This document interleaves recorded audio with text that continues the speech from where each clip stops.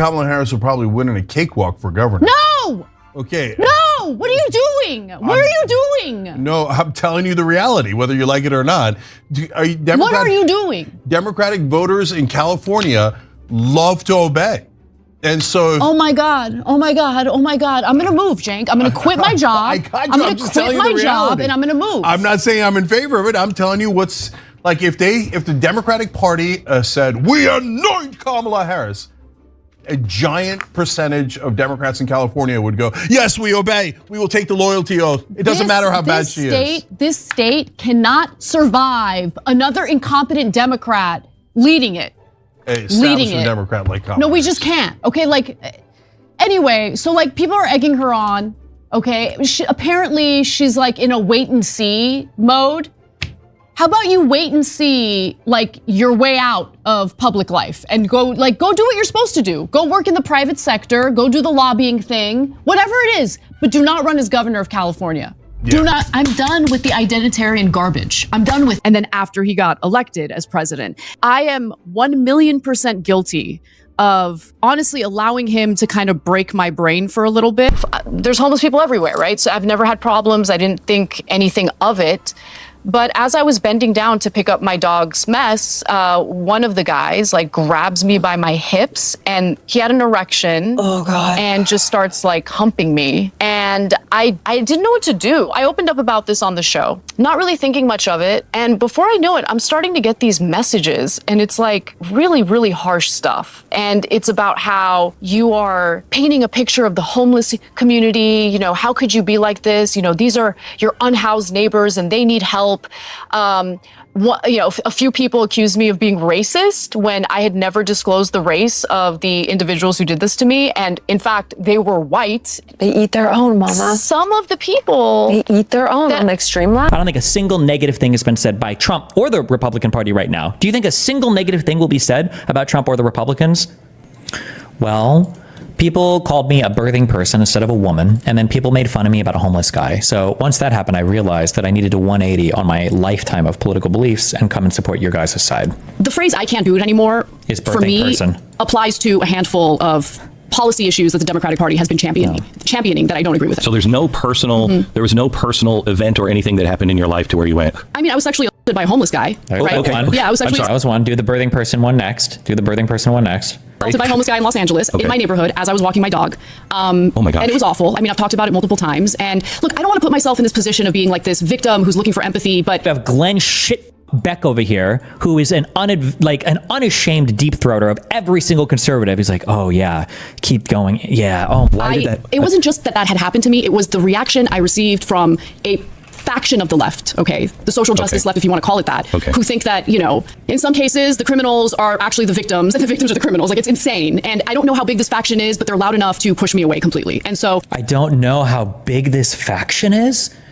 Aren't you a media professional? Don't you think that should be like important? Like maybe like part of your fucking job to know how big those people? Yeah, like trying to get his bicycle like up the stairs, and all of a sudden this man stops me. His name's Jeff, and he's like, "Hey, let me help you out with that." And he starts helping me out. He stopped everything he was doing to help me out. And then Jeff and I became very close. You know, one of my neighbors who I really like, he was my favorite person in the entire building. And years go by. One day we're in an HOA meeting, homeowners association, and one of the people living in the building said something about Trump that was negative. I don't remember what it is. And Jeff whispers in my ear, "Oh, she's going to start trashing Trump. I'm out of here." And it hit me that he's a Trump supporter. We had never talked about politics before. And I'm like, so I got to know Jeff before I knew what his politics were. Incredibly kind guy. He helps everyone in this building with anything they might need. And so that woke me up to, wait a minute, not all Trump supporters are like dangerous, evil individuals. And yes, it was stupid that I thought that to begin with. Like, I'm embarrassed admitting that, but it's just how I believed. And that kind of was one of the moments where it's like a light bulb went off and something was telling me, you need to scratch beneath the surface a little more because you don't have a realistic view of what's going on. Okay, so the big question is Anna's shift authentic, or is it all a calculated move? I was going through some Twitter comments and I've been researching a lot online, and some have argued that Anna is genuinely frustrated with the left and upset about what happened to her, while others see it as some kind of a calculated career move, a grift, or I'll say to pivot to a new audience, especially as their numbers were dropping. Yeah, this is very tricky. I think both views are really valid. It's 50-50 to me, but only time will tell if this is really genuine or not. As usual, never trust someone who comes from the left and I'll say, oh, now I'm MAGA. They may be chasing the win, grifting is possible. But I'll be right here and I'll give you updates on what Anna's position is after a year, 2 years, 3 years, and after Trump leaves office. Okay? And we'll find out. But I'd like to know your thoughts in the comments below, what you think this is all about. Will remember when we are in the gulags, no one will, and I'm just like, hanging outside of the cell going like, I was really nice to a Trumper who in my neighborhood. Anybody remember? I helped him with the trash. I gave Trump credit. He was pretty good when he was talking about bringing manufacturing back. I agreed with that move. You can argue, well, there's a lot of hearsay. There's a lot of comments from disgruntled former administration officials who claim that Trump said these things behind closed doors. If you want to make that argument, that's fine. But even if, let's give those individuals the benefit of the doubt and just assume that Trump did in fact say those things during closed door meetings, it still doesn't rise to the actual definition of a fascist, right? I mean, where are the brown shirts? Where is the militarized citizenry that's going to carry out, Trump's dirty deeds? It's type of hyperbole that I don't think Democrats, and I'm not talking about the voters, I'm talking about Democrats in positions of power, genuinely believed. I think what they did is use tactics of fear and division in order to accumulate votes and support in lieu of having an actual imagination of what this country could be if they implement policies that make the lives of ordinary Americans better. The Democrats have made a deal with the devil, and the devil is their corporate donors. And since their corporate donors want very specific things for the donations that they're providing to these politicians, and usually that's a policy that does not bode well for American workers, what Democrats tend to do is lean into tactics of fear, or they talk about culture war issues, right? They lean into the culture war. And every election cycle, they get more and more maximalist with what they claim they want to carry out on these culture war topics. And they've gone too far. And I think Americans have kind of the endless obsession over our identities, over our nationalities, over our race. We're freaking Americans, okay? We're Americans. Period. Yeah. I'm sick of it. I'm just sick of the conversations about it. I'm sick of the controversy surrounding it. I'm sick of the division. I'm sick of the toxicity. I don't care. I don't care if you're black. I don't care if you're Asian. I don't care if you're Armenian. I don't care if you're Turkish. We're Americans. Do you love this country or not? That's the real question. Do you love your fellow Americans or not? That's the real question. Because when I see people in this country, I know that you're not supposed to say this. I know that this isn't in vogue with Democrats right now, but I don't see race. I don't see religion. I don't see what your nationality or, your heritage is. I see you as my fellow American who I want to fight for, who I want to fight along. Biggest change that some of you might have noticed with me is that I'm done with the identitarian garbage. I'm done with it. It is a giant distraction. And the more we focus on it, and it's definitely very obvious to me when it comes to the left, the people who are supposed to be fighting for a better economic system, better economic conditions, better working conditions, all of that stuff pushed aside. Let's focus on the identitarian stuff. And the identitarian stuff by nature divides us and leads to more fights, more conflict, even among us. But that's the point. Party has made my life worse. When I look at my life right now and I ask myself, which political party has made my life worse? It's not the Republican Party. Locally speaking, the Democrats have complete control and they have nearly destroyed my family's livelihood. Okay? We are living in trash and squalor everywhere.